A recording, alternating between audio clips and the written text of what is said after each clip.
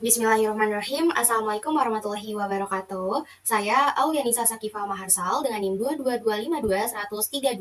Pada kesempatan kali ini, saya akan membuat video pembelajaran dengan menggunakan media pembelajaran yang bernama Metigon. Oke, langsung saja. Pada Metigon ini, saya mengambil 3 topik, yaitu untuk penggunaan di jenjang SD, SMP, dan juga SMA. Untuk pada jenjang SD itu untuk pecahan senilai, kalau SMP-nya itu tentang sistem persamaan linear satu variabel, dan yang untuk SMA-nya yaitu tentang statistika. Jadi langsung saja ke pembahasannya. Baik, pertama-tama kita masuk dulu ke menu metigon.com. Setelah itu ini merupakan tampilan dari menu awal Metigon. Nah, untuk membuat soal, kita bisa ke Polypad. Pastikan kalian sudah memiliki akun di Metigon ini. Dan kalau untuk membuat soal, pastikan kalian sebagai guru. Nah, di sini Polypad. Nah, ini adalah tampilan awal Metigonnya. Nah, untuk di sini ada beberapa menu nih. Kita bisa gunakan menu-menu ini untuk membuat soal dan menjawab soal matematika. Untuk tema yang pertama yaitu mengenai pecahan senilai, di mana pecahan senilai ini diperuntukkan untuk jenjang sekolah dasar. Di sini saya sudah berada di menu Metigon, yang dimana untuk mengerjakan soal-soal pecahan senilai ini kita dapat menggunakan menu fraction. Oke, kita coba untuk mengerjakan soal nomor pertama. Jawablah soal berikut dengan bilangan tertentu agar terbentuk pecahan yang senilai. Nah, dengan memanfaatkan menu fraction pada Metigon, kita dapat mencari pecahan senilai dari 1/3. Oke, pertama kita drag dulu nilai 1/3. Nah, ini kan masih ada 3 nih, kita perlunya 1 saja karena 1/3. Nah, untuk mencari pecahan senilai dari 1/3 ini, kita dapat yang pertama, kita copy terlebih dahulu. Nah, setelah itu kita rename. Nah, rename yang ini itu adalah untuk pecahan senilai 1/3 yang lebih besar, sedangkan kalau yang ini bentuk paling sederhananya. Nah, oke. Karena 1/3 ini adalah bentuk paling sederhana, jadi kita cari pecahan senilai yang lainnya. Nah, yaitu ada 2/6. Nah, terus udah gitu, misalnya kita mau cari lagi nih, selain dari 2/6, 1/3 ini membentuk pecahan senilai yang berapa lagi? Sama seperti tadi, kita copy terlebih dahulu. Nah, lalu kita rename. Nah, ternyata 1/3 ini senilai dengan 3/9. Nah, kalau misalnya kita masih menginginkan bentuk pecahan yang senilai yang lainnya, maka lakukan cara yang sama secara terus-menerus. Terus untuk yang kedua yaitu 1/5 senilai dengan, oke, kita cari dulu bentuk 1/5. Kita drag ke sini untuk menjawab bagian yang B. Nah, karena kita perlunya 1/5, jadi kita hanya memerlukan 1 saja. Nah, sama kita copy terlebih dahulu. Nah, setelah itu kita mau tahu nih 1/5 itu senilai dengan berapa. Nah, karena 1/5 ini bentuk sederhana, maka pecahan senilai yang lainnya yaitu ada 2/10. Seperti itu. Selanjutnya, ada 3/15. Terus lakukan hal yang sama untuk mencari pecahan senilai dari 1/5. Dan ada 4/20. Nah, jadi teman-teman, kalau kita mau mencari pecahan senilai dari 1/5 ini, kita temukan sampai bentuk yang kita inginkan. Nah, karena di sini tidak ditentukan sampai berapa pecahan yang diperlukan, jadi bebas mau sampai 4 bentuk atau sampai 5 bentuk gitu. Nah, untuk yang C, yaitu 1/10 senilai dengan, kita cari nilai 1/10. Nah, kita drag, karena kita perlu 1/10, jadi kita hanya memerlukan 1 kotak saja. Nah, dengan cara yang sama, kita copy. Nah, kita rename. Nah, 1/10 ini senilai dengan 2/20. Terus selanjutnya, kira-kira senilai lagi dengan berapa ya? Nah, ternyata 1/10 ini senilai lagi dengan 3/30.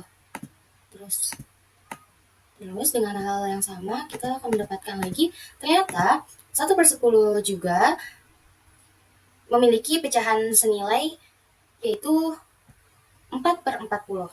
Nah, jadi untuk menjawab soal nomor 1 ini, kita telah mendapatkan bentuk-bentuk senilai dari 1/3, 1/5, dan 1/10.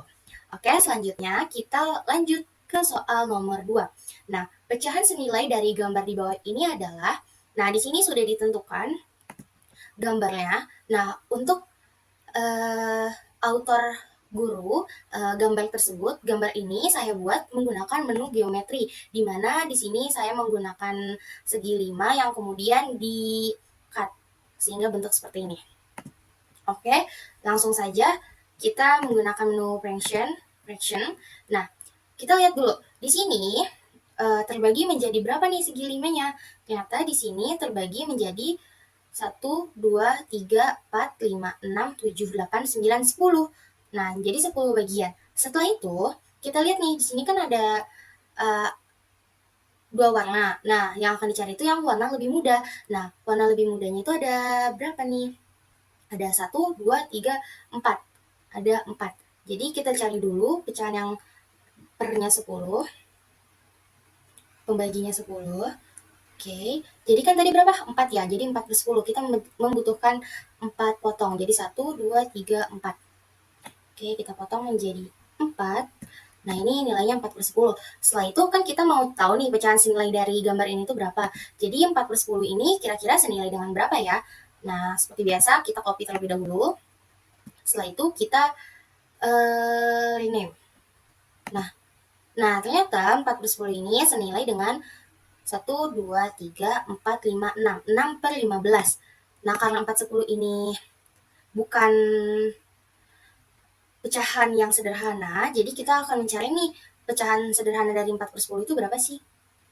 Gitu. Kita copy dulu, terus udah gitu taruh lagi di sini.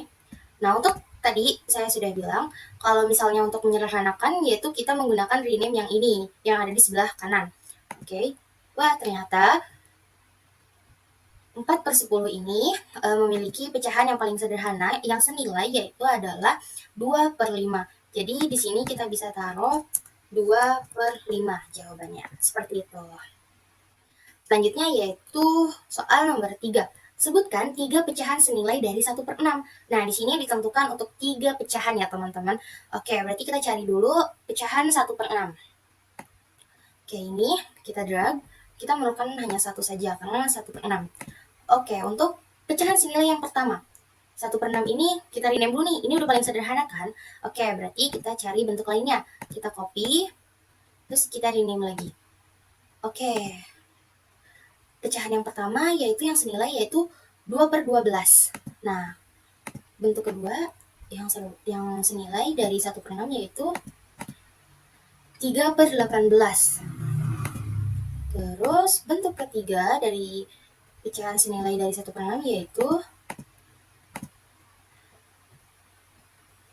4 per 24. Nah, jadi untuk 3 pecahan senilai dari 1 per 6 yaitu bisa 2 per 12, 3 per 18, dan 4 per 24. Nah, ini mengenai soal pecahan senilai untuk jenjang sekolah dasar. Baik, selanjutnya kita masuk ke tema yang kedua, yaitu untuk jenjang yang SMP, di mana saya mengangkat materi tentang persamaan linear satu variabel. Di sini yaitu mengangkat untuk mengidentifikasi persamaan tersebut. Oke, langsung saja ke contoh soal yang pertama, yaitu carilah nilai X dari 2X min 10 sama dengan 3X plus 2. Nah, dengan menggunakan fitur yang ada di Metigon, kita dapat menyelesaikan persamaan ini untuk mencari X-nya, yaitu dengan menggunakan fitur algebra dan juga number. Nah, untuk yang algebranya kita menggunakan fitur yang atau menu algebra tiles dan yang balance scale. Nah, yang balance-nya ini kita gunakan timbangan sebagai ininya, perantaranya, yaitu karena di sini kan sama dengan ya, jadi balance. Terus udah gitu selanjutnya kita fokus ke soalnya. Di ruas sebelah kiri kita memerlukan X sebanyak 2 kali dan di ruas sebelah kanan kita memerlukan X sebanyak 3 kali. Langsung aja kita drag X sebanyak 2 kali di kiri dan X sebanyak 3 kali di kanan.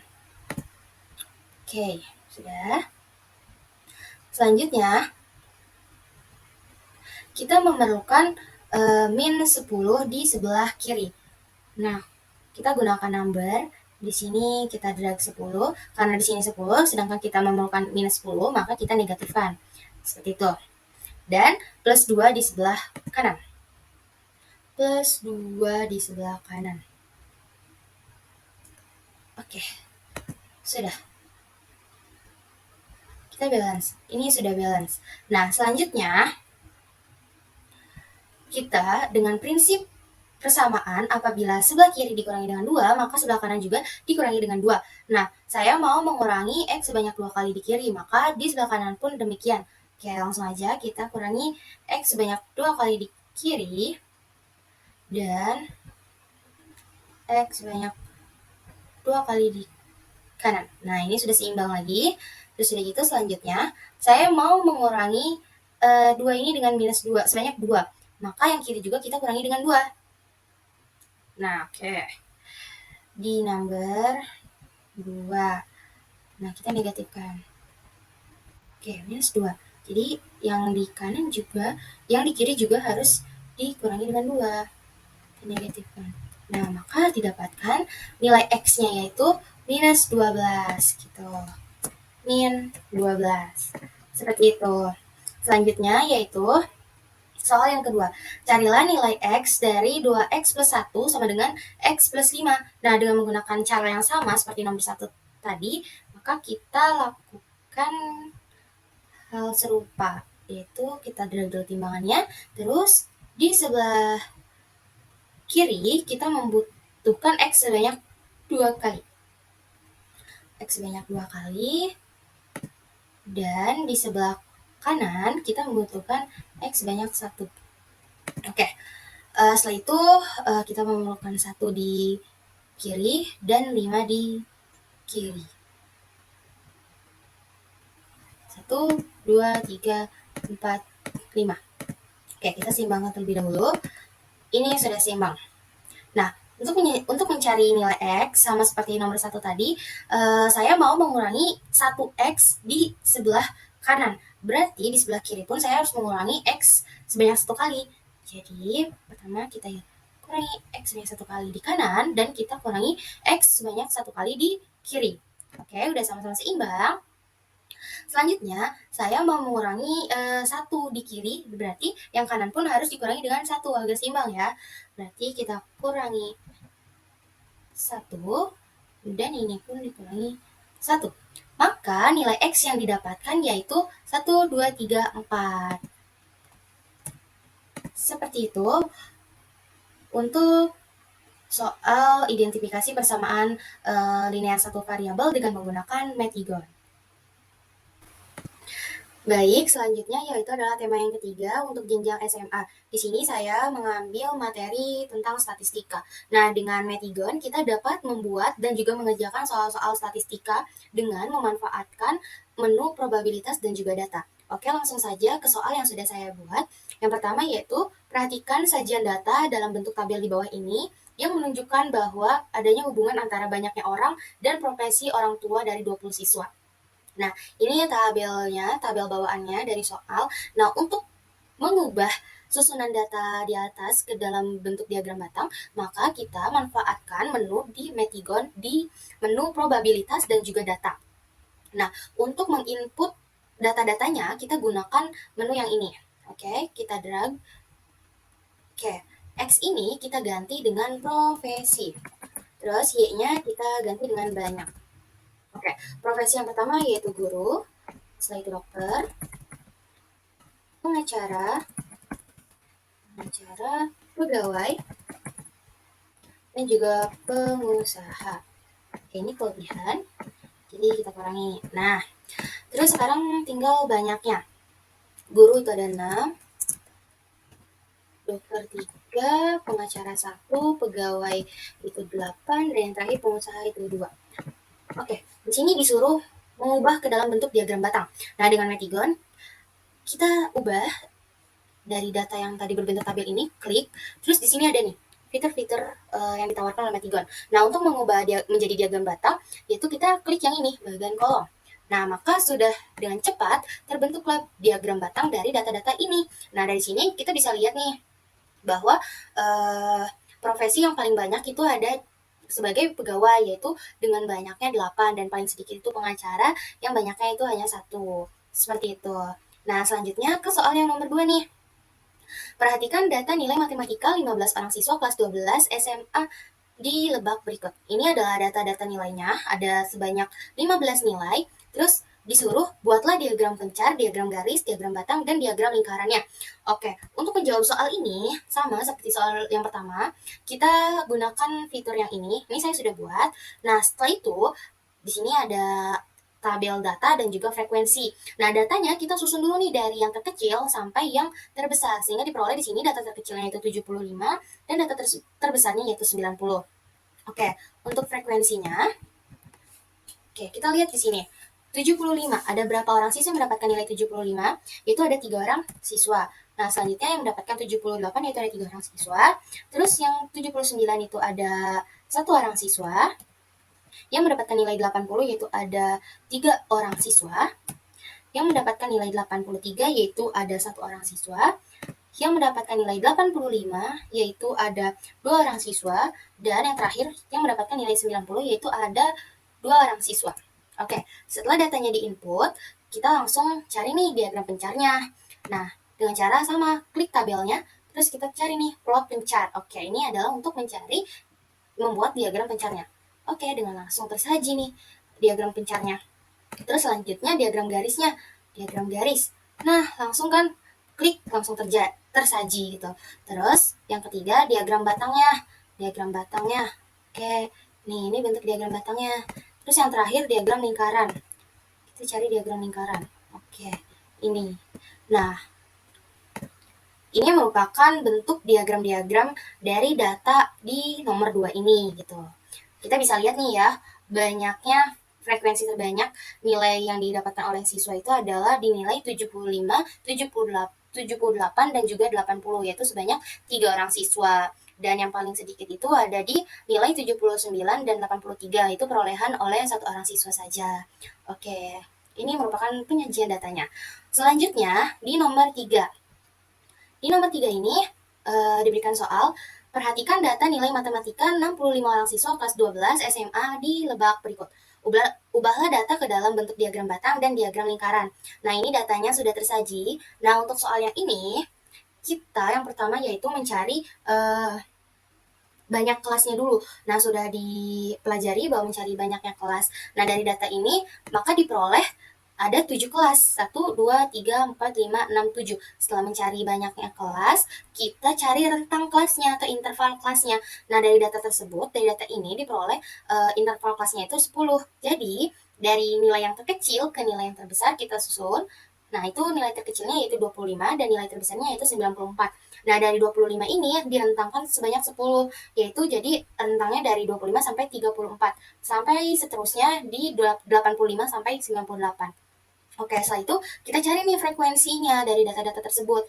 Nah, ini saya juga sudah buatkan ya untuk mempercepat waktu, yaitu untuk mengefisienkan waktu, yaitu yang pertama nih dari rentang 25 sampai 34, yaitu ada 6. Nanti kita lihat cari aja di sini ya. Kita hitung aja nih dari yang 25 sampai 34 nilai-nilainya yaitu ada 6 frekuensinya. Yang 35 sampai 44 ada 8, yang 45 sampai 54 ada 11, yang 55 sampai 64 itu ada 14, yang 65 sampai 74 itu ada 12, dari 75 sampai 84 ada 8, dan yang terakhir dari 85 sampai 94 itu ada 6. Oke, setelah ini kita kan disuruh cari bentuk diagram batang dan diagram lingkarannya. Maka kita tinggal klik aja tabelnya, terus cari deh untuk diagram batang.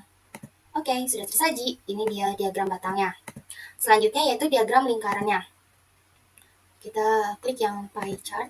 Nah, ini merupakan diagram lingkarannya. Nah, sudah kan cepat tersajinya dari data-data ini. Nah, bisa dilihat nih di diagram batangnya, yaitu data yang paling banyak itu ada di 50, nilai 54 sampai 60, dari 55 sampai 64 itu sebanyak 14 siswa, dan yang paling sedikit itu di 25 sampai 34 dan 85 sampai 94 itu sebanyak 6 siswa. Mungkin itu saja yang dapat saya sampaikan. Mohon maaf apabila masih banyak kekurangan. Terima kasih. Wassalamualaikum warahmatullahi wabarakatuh.